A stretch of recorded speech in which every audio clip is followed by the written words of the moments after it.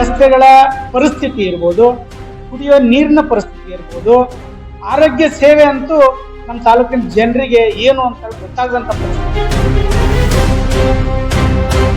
ಶಿಕ್ಷಣ ಸಚಿವರಾಗಿ ರಾಜ್ಯದಲ್ಲಿ ಅತ್ಯಂತ ಕೆಟ್ಟ ಆಡಳಿತವನ್ನ ಶಿಕ್ಷಣ ಸಚಿವರಾಗಿ ಯಾರಾದರೂ ನಡೆಸಿದಾರ ಅಂದ್ರೆ ಈ ತಾಲೂಕಿನ ಶಾಸಕರು ಮಂತ್ರಿಯಾಗಿ ಕೆಲಸ.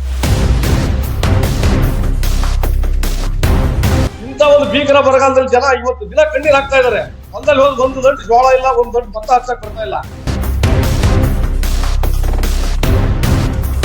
ಇಂಥ ಒಂದು ಅನಕ್ಷರಸ್ಥ ವಿದ್ಯೆ ಗೊತ್ತಿಲ್ಲದಂತ ವಿದ್ಯಾ ಮಂತ್ರಿ ನಮ್ಮ ರಾಜ್ಯಕ್ಕೆ ಸಿಕ್ಕಿದ್ದು ದೊಡ್ಡ ದುರಾದೃಷ್ಟ. ಇಂಥ ಒಂದು ಕಾಲದಲ್ಲಿ ಇವರು ಬೆಂಗಳೂರಲ್ಲಿ ಕುತ್ಕೊಂಡು ಮಂತ್ರಿಗಿರಿ ಎಂದು ಹೋಗಿದೆ. ಅವತ್ತಿಂದ ಇಲ್ಲಿವರೆಗೂ ಕೂಡ ತಾಲೂಕಿಗೆ ಬರ್ದೇನೆ ಇವತ್ತು ಅಲ್ಲಿ ಕುತ್ಕೊಂಡು ಆನ್ಲೈನ್ ಅಲ್ಲಿ ಮೀಟಿಂಗ್ ಮಾಡ್ತಾರೆ ಅಂತಂದ್ರೆ ಕರೆಂಟ್ ಕೊಡುವಂತ ಕಳೆದ 3 ವರ್ಷಗಳಿಂದ ಹಲವಾರು ಒತ್ತಾಯಗಳನ್ನು ಮಾಡಿದ್ರು ಕೂಡ ತಾಲೂಕಿನ ಶಾಸಕರಿಗೆ ಅದರ ಬಗ್ಗೆ ಅರಿವೇ ಆಗ್ತಾ ಇದೆ. ಈ ಪೀರಿಯಡ್ ಮುಗಿತು ಅಂದ್ರೆ ಇನ್ನು ಮುಂದೆ ಕರ್ನಾಟಕದಲ್ಲಿ ಕಾಂಗ್ರೆಸ್ ಸರ್ಕಾರ ಅಲ್ಲ, ಯಾವುದೇ ಕಾರಣಕ್ಕೂ ಈ ತಾಲೂಕಲ್ಲಿ ನೀವು ಶಾಸಕರಾಗೋದಕ್ಕೆ ಸಾಧ್ಯನೇ ಇಲ್ಲ.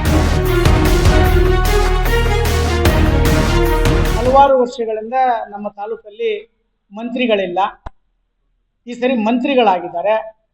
ಈ ತಾಲೂಕಿನ ಯುವಕರು, ರೈತರು, ಮಹಿಳೆಯರು ಎಲ್ಲರೂ ಕೂಡ ಬಹಳ ವಿಶ್ವಾಸವನ್ನು ಇಟ್ಕೊಂಡಿದ್ರು. ಮಂತ್ರಿ ಆಗ್ಬಿಟ್ರು, ನಮ್ಮ ತಾಲೂಕು ಬಹಳ ಅಭಿವೃದ್ಧಿ ಆಗ್ತೈತೆ ಅಂತೇಳಿ ಬಹಳ ಒಂದು ದೊಡ್ಡ ನಿರೀಕ್ಷೆಯನ್ನು ಇಟ್ಕೊಂಡು ಒಂದು ಮತನೂ ಕೂಡ ನಮ್ಮ ತಾಲೂಕಲ್ಲಿ ಕೊಟ್ಟಿದ್ರು. ಆದರೆ ಕ್ಷೇತ್ರದ ಅನೇಕ ಗ್ರಾಮಗಳಲ್ಲಿ ಇವತ್ತು ರಸ್ತೆಗಳ ಪರಿಸ್ಥಿತಿ ಇರ್ಬೋದು, ಕುಡಿಯೋ ನೀರಿನ ಪರಿಸ್ಥಿತಿ ಇರ್ಬೋದು, ಆರೋಗ್ಯ ಸೇವೆ ಅಂತೂ ನಮ್ಮ ತಾಲೂಕಿನ ಜನರಿಗೆ ಏನು ಅಂತ ಗೊತ್ತಾಗದಂತ ಪರಿಸ್ಥಿತಿ ಆಗಿದೆ. ಶಿಕ್ಷಣ ಸಚಿವರಾಗಿ ರಾಜ್ಯದಲ್ಲಿ ಅತ್ಯಂತ ಕೆಟ್ಟ ಆಡಳಿತವನ್ನ ಶಿಕ್ಷಣ ಸಚಿವರಾಗಿ ಯಾರಾದರೂ ನಡೆಸಿದಾರ ಅಂದ್ರೆ ಈ ತಾಲೂಕಿನ ಶಾಸಕರು ಮಂತ್ರಿಯಾಗಿ ಕೆಲಸವನ್ನು ಮಾಡಿದ್ದಾರೆ. ಸೊ ಶಿಕ್ಷಣದಲ್ಲಂತೂ ತುಂಬಾ ಅವರ ಮಂತ್ರಿ ಆದ್ಮೇಲೆ SSLC ಪ್ರಿಪರೇಟರಿ ಪೇಪರ್ ಕೂಡ ಲೀಕ್ ಆಯ್ತು, SSLC ಪೇಪರ್ ಕೂಡ ಲೀಕ್ ಆಯ್ತು. ಇಂಥ ಒಂದು ಅನಕ್ಷರಸ್ಥ ವಿದ್ಯೆ ಗೊತ್ತಿಲ್ಲದಂತ ವಿದ್ಯಾ ಮಂತ್ರಿ ನಮ್ಮ ರಾಜ್ಯಕ್ಕೆ ಸಿಕ್ಕಿದ್ದು ದೊಡ್ಡ ದುರಾದೃಷ್ಟ. ಅದ್ರ ಜೊತೆಗೆ ನಮ್ಮ ತಾಲೂಕಲ್ಲೂ ಕೂಡ ಯಾವ ನಿರೀಕ್ಷೆಗಳನ್ನು ಇಟ್ಕೊಂಡು ಜನಗಳು ಮತವನ್ನು ಹಾಕಿದ್ರು ಆ ನಿರೀಕ್ಷೆ ಬರಲಿಲ್ಲ. ಇವತ್ತೇ ಅತ್ಯಂತ ಬರಗಾಲದ ಪರಿಸ್ಥಿತಿಯಲ್ಲಿ ನಮ್ಮ ತಾಲೂಕಿನ ರೈತರಿದ್ದಾರೆ.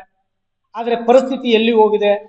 ರೈತರಿಗೆ ಮಳೆ ಬಂದಿಲ್ಲ, ರೈತರಿಗೆ ಅನ್ಯಾಯ ಆಗಿದೆ, ಜನರಿಗೆ ಆರೋಗ್ಯ ಸೇವೆ ಸಿಗ್ತಾ ಇಲ್ಲ, ಮಹಿಳೆಯರ ಪರಿಸ್ಥಿತಿ ಕೇಳ್ತಾ ಇಲ್ಲ ಅನ್ನೋದಾದ್ರೆ ಯಾರು ಬರ್ಬೇಕು ಅನ್ನೋದಾದ್ರೆ ನಮ್ಮ ತಾಲೂಕಿನ ಶಾಸಕರು ಬರಬೇಕು.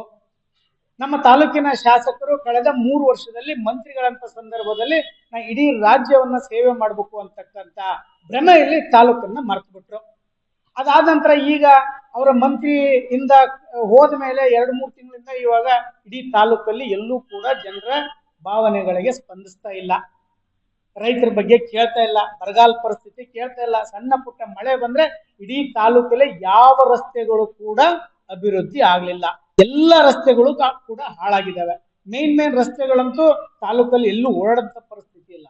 ಹಾಗಾದ್ರೆ ತಾಲೂಕಿನ ಶಾಸಕರಿದ್ದಂಥವ್ರು, ನಿಮ್ಮ ಸರ್ಕಾರ ಇರೋಂಥವ್ರು, ನೀವು ಅನುದಾನ ತರಲಿಲ್ಲ ಅಂದ್ರೆ ಇನ್ನು ಯಾರು ತಂದು ಈ ತಾಲೂಕಿನ ಜನರ ಭವನಗಳನ್ನ ತೀರ್ಸಕ್ ಆಗ್ತದೆ ಅಂತಕ್ಕಂಥದ್ದು ಉತ್ತರನ ಈ ತಾಲೂಕಿನ ಜನರಿಗೆ, ಈ ತಾಲೂಕಿನ ಶಾಸಕರು ಇಡ್ಬೇಕಾಗ್ತದೆ. ದಯವಿಟ್ಟು ನಮ್ಮದ ಒಂದು ನಿಮಗೆ ನಿವೇದನೆ ಇದೆ, ತಾಲೂಕಿನ ಜನರ ಜೊತೆಗೆ ಹಳ್ಳಿಯಲ್ಲಿ ಬಂದು ಇನ್ನು 1.25 ವರ್ಷ ನಿಮ್ಗೆ ಏನಾದ್ರೂ ಈ ತಾಲೂಕಿನ ಜನರ ಬಗ್ಗೆ ಋಣ ತೀರ್ಸ್ಬೇಕು ಅನ್ನೋದಾದ್ರೆ ನೀವು ಜನರ ಜೊತೆಗೆ ಬನ್ನಿ, ವರ್ಚುವಲ್ ಮೀಟಿಂಗ್ ಇರಬೇಡಿ. ಇನ್ನು ಈ ಪೀರಿಯಡ್ ಮುಗೀತು ಅಂದ್ರೆ ಇನ್ನು ಮುಂದೆ ಕರ್ನಾಟಕದಲ್ಲಿ ಕಾಂಗ್ರೆಸ್ ಸರ್ಕಾರ ಅಲ್ಲ, ಯಾವುದೇ ಕಾರಣಕ್ಕೂ ಈ ತಾಲೂಕಲ್ಲಿ ನೀವು ಶಾಸಕರಾಗೋದಕ್ಕೆ ಸಾಧ್ಯನೇ ಇಲ್ಲ. ಯಾಕಂದ್ರೆ ಇಡೀ ರಾಜ್ಯದ ಕಾಂಗ್ರೆಸ್ ಸರ್ಕಾರದ ನೀತಿ ನಿಯಮಗಳ ಬಗ್ಗೆ ಜನರಿಗಾಗಲೇ ಬಹಳ ಪಶ್ಚಾತ್ತಾಪ. ನೀವು ಮಂತ್ರಿಯಾಗಿ, ನೀವು ಶಾಸಕರಾಗಿ ನಿಮ್ಮ ಗುಣಗಳನ್ನ ಒಂದು ಸಾರ್ವಜನಿಕರು ನಿಮ್ಮನ್ನ ನೋಡ್ತಾರೆ. ನೀವು ಒಬ್ಬ ಶಿಕ್ಷಣ ಸಚಿವರಾದಂಥವ್ರು, ಇಡೀ ರಾಜ್ಯದ ಜನ ನಿಮ್ಮನ್ನು ಗಮನಿಸ್ತಾರೆ. ಬೇರೆಯವ್ರ ಬಗ್ಗೆ, ನಮ್ಮ ನಾಯಕರ ಬಗ್ಗೆ ನೀವು ಮಾತಾಡೋವು ಕೂಡ ನಿಮ್ಮ ನಾಲಿಗೆ ಮೇಲೆ 10 ಬಸ್ತು ಇಟ್ಕೊಂಡು ಮಾತಾಡಿದ್ರೆ ತುಂಬಾ ಒಳ್ಳೇದು ಅಂತ ಹೇಳಿ ನನ್ನ ಅನಿಸಿಕೆ. ಯಾಕಂತಂದ್ರೆ ಯಾರ ನಾಯಕರು, ಯಾರು ಸಂಸದರಿದ್ದಾರೆ, ಯಾರೊಬ್ಬ ರಾಜ್ಯಾಧ್ಯಕ್ಷರಿದ್ದಾರೆ, ಯಾರೊಬ್ಬ 4 ಸರಿ 5 ಸರಿ ಮುಖ್ಯಮಂತ್ರಿ ಆಗಿ ಸೇವೆ ಸಲ್ಲಿಸಿದಂತರ ಬಗ್ಗೆನೂ ಕೂಡ ನೀವು ನಾಲಿಗೆಯನ್ನ ಹರಿಬಿಡ್ತೀರಿ. ದಯವಿಟ್ಟು ಇಂಥನ್ನೆಲ್ಲ ಮಾಡಿದ್ರೆ ನೀವು ಮುಂದೆ ನಿಮ್ಗೆ ಒಳ್ಳೇದಾಗೋದಿಲ್ಲ. ಅದ್ರ ಬಗ್ಗೆ ನಾವು ಭಾರತೀಯ ಜನತಾ ಪಕ್ಷದರು ನಿಮ್ಮ ಮೇಲೆ ಹೋರಾಟವನ್ನು ಮಾಡೋದಕ್ಕೂ ಕೂಡ ನಾವು ಹಿಂದೆ ಸರಿಯೋದಿಲ್ಲ ಅಂತ. ಇವತ್ತೆ ಬರಗಾಲ ಬಿದ್ದಿದೆ. ಬರಗಾಲ ಬಿದ್ದಂತ ಸಂದರ್ಭದಲ್ಲಿ ನಾವು ಮೂಡಿ ಏತ ನೀರಾವರಿ ಮಾಡಿರ್ತಕ್ಕಂಥವ್ರು ಭಾರತೀಯ ಜನತಾ ಪಾರ್ಟಿಯವರು. ಯಡಿಯೂರಪ್ಪನವರು ಮುಖ್ಯಮಂತ್ರಿ ಆಗಿರ್ತಕ್ಕಂಥ ಸಂದರ್ಭದಲ್ಲಿ ಹಣವನ್ನು ಕೊಟ್ಟು ಆ ನೀರಾವರಿ ಯೋಜನೆ ಮಾಡಿದ್ದೀವಿ. ಇವತ್ತು ಅಲ್ಪ ಸ್ವಲ್ಪ ನೀರಿದೆ, ಕೆರೆಗಳನ್ನು ತುಂಬಿಸಂತ ಕೆಲಸ ಮಾಡ್ತಾ ಇದ್ದೇವೆ. ಆದ್ರೆ ಅಲ್ಲಿ ಕರೆಂಟಿನ ಅಭಾವ ಬಹಳ ಆಗಿದೆ. ನಮಗೆ ಅಲ್ಲಿಂದ ತಿರುವಳ್ಳಿಯಿಂದ ಕೊಟ್ಟಿದ್ದಾರೆ, ಅಲ್ಲಿಂದ ನಮಗೆ ಸರಿಯಾದ ಕರೆಂಟ್ ಇಲ್ಲ. ಹಾಗಾಗಿ ಇವತ್ತು ಅದಕ್ಕೊಂದು ಗ್ರಿಡ್ ನಿರ್ಮಾಣ ಮಾಡಬೇಕು. ತಾಲೂಕಿನ ಶಾಸಕರಾದಂಥವ್ರು ನೀವು ಮಾಡ್ಬೇಕಲ್ವಾ ಇದನ್ನ? ನಾವಂತೂ ನಿಮಗೆ ನೀರಾವರಿ ಯೋಜನೆ ತಂದು ಕೊಟ್ಟಿವಿ. 280 ಕೋಟಿ ರೂಪಾಯಿ ಹಣವನ್ನ ಈ ತಾಲೂಕಿಗೆ ವ್ಯಯಿಸಿದ್ದೇವೆ. ಅದರ ಜೊತೆಗೆ ಒಂದು ಕರೆಂಟ್ ಕೊಡುವಂತ ಕಳೆದ 3 ವರ್ಷಗಳಿಂದ ಹಲವಾರು ಒತ್ತಾಯಗಳನ್ನು ಮಾಡಿದ್ರು ಕೂಡ ತಾಲೂಕಿನ ಶಾಸಕರಿಗೆ ಅದರ ಬಗ್ಗೆ ಅರಿವೇ ಆಗ್ತಾ ಇಲ್ಲ. ಶಾಸಕರು ಈಗಿರ್ತಕ್ಕಂಥ ಹಾಲಿ ಶಾಸಕರು, ಮಾಜಿ ಮಂತ್ರಿಗಳು ಇದುವರೆಗೂ ಕೂಡ ತಾಲೂಕಲ್ಲಿ SIR ನಡೀತಾ ಇದೆ, ಇಷ್ಟು ಬರಗಾಲ ಬಿದ್ದಿದೆ, ಇದುವರೆಗೂ ಕೂಡ ತಾಲೂಕಲ್ಲಿ ಕಣ್ಣೆತ್ತಿ ಕೂಡ ನೋಡ್ತಾ ಇಲ್ಲ. ಎಲ್ಲೋ ಒಂದ್ ಕಡೆ ಕುತ್ಕೊಂಡು ಇವತ್ತು 280 ಕೋಟಿ ಹಣವನ್ನು ಖರ್ಚು ಮಾಡಿ ನಾವು ಏತ್ ನೀರಾವರಿಯನ್ನು ಮಾಡಿದೀವಿ. ಆ ಏತ್ ನೀರಾವರಿ ಕೆರೆ 68 ಕೆರೆಯಲ್ಲಿ 4 ಕೆರೆಗೆ ನೀರು ಹೋಗ್ತಾ ಇದೆ, ಉಳಿದ ಕೆರೆಗೆ ನೀರು ಬರ್ತಾ ಇಲ್ಲ ಅಂದ್ರೆ ಶಾಸಕರಾಗ ಏನ್ ಮಾಡ್ತಾ ಇದ್ದಾರೆ? ಯಾರಿಗಾಗಿ ನಾವು ಇವತ್ತು ಓಟ್ ಹಾಕಿ ಗೆಲ್ಸಿದೀವಿ ನಾವು ಶಾಸಕರನ್ನ?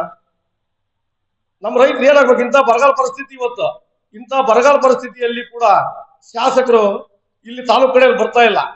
ಎಲ್ಲೋ ಒಂದ್ ಕಡೆ ಕುತ್ಕೊಂಡು ಆನ್ಲೈನ್ ಮೀಟಿಂಗ್ ಅಲ್ಲಿ ಮಾಡ್ತಾರೆ ಅಂತಂದ್ರೆ ಇವತ್ತು ನಮ್ಮ ರೈತರು ಕೂಡ ಮುಂದಿನ ದಿನದಲ್ಲಿ ಓಟು ಕೂಡ ಆನ್ಲೈನ್ ಅಲ್ಲೇ ಮಾಡಿಸ್ಕೊಳ್ತಕ್ಕಂಥ ಕಾಲ ಬರ್ಬೋದಾ? ಅವ್ರು ಮಾಡ್ತಕ್ಕಂಥ ವಿಚಾರ ಸರಿನಾ ಇದು? ಇವತ್ತು ತಾಲೂಕಲ್ಲಿ ಎಲ್ಲಾ ರೈತರು ಕೂಡ ಹೋರಾಟಕ್ಕೆ ರೆಡಿಯಾಗಿದ್ದಾರೆ. ನಾವು ಹಿಂದಿನ ಸರ್ಕಾರ ಇದ್ದಾಗಲೇ ಮೂಡಿ ಏತ್ ನೀರಾವರಿಗೆ 280 ಕೋಟಿ ರೂಪಾಯಿ ದುಡ್ಡನ್ನು ಕೊಟ್ಟಾಗ ಜಾಗ ಸಹಿತ ಮಂಜೂರು ಮಾಡಿದ್ದೀವಿ. ಇವತ್ತು ಕೂಡ ಒಂದು ಗ್ರಿಡ್ ಕೊಡ್ತಕ್ಕಂಥ ಶಕ್ತಿ ಇವ್ರಿಗೆ ಆಗ್ಲಿಲ್ಲ. ಇವತ್ತು ಏನ್ ಮಾಡ್ತಾ ಇದೆ ಹಾಗಾದ್ರೆ ಕಾಂಗ್ರೆಸ್ ಸರ್ಕಾರ? ಇದು ಇಂಥ ಒಂದು ಭೀಕರ ಬರಗಾಲದಲ್ಲಿ ಜನ ಇವತ್ತು ದಿನ ಕಣ್ಣೀರ್ ಹಾಕ್ತಾ ಇದ್ದಾರೆ. ಹೊಲದಲ್ಲಿ ಹೋದ್ 1 ದಂಟು ಜೋಳ ಇಲ್ಲ, 1 ದಂಟು ಭತ್ತ ಹಚ್ಚಕ್ ಬರ್ತಾ ಇಲ್ಲ. ಇಂಥ ಒಂದು ಕಾಲದಲ್ಲಿ ಇವರು ಬೆಂಗಳೂರಲ್ಲಿ ಕುತ್ಕೊಂಡು ಮಂತ್ರಿಗಿರಿ ಎಂದು ಹೋಗಿದೆ. ಅವತ್ತಿಂದ ಇಲ್ಲಿವರೆಗೂ ಕೂಡ ತಾಲೂಕಿಗೆ ಬರ್ದೇನೆ ಇವತ್ತು ಅಲ್ಲಿ ಕುತ್ಕೊಂಡು ಆನ್ಲೈನ್ ಅಲ್ಲಿ ಮೀಟಿಂಗ್ ಮಾಡ್ತಾರೆ ಅಂತಂದ್ರೆ ಇನ್ನು ರೈತರು ಕೂಡ ಮುಂದಿನ ದಿನದಲ್ಲಿ ಚುನಾವಣೆಗೆ ಬಂದು ತಕ್ಕ ಪಾಠ ಕಲಿಸ್ತೀವಿ ಅಂತಕ್ಕಂಥ ಮಾತನ್ನು ಕೂಡ ಇವತ್ತು ಮತ್ತಾರು ಹೇಳ್ತಾ ಇದ್ದಾರೆ.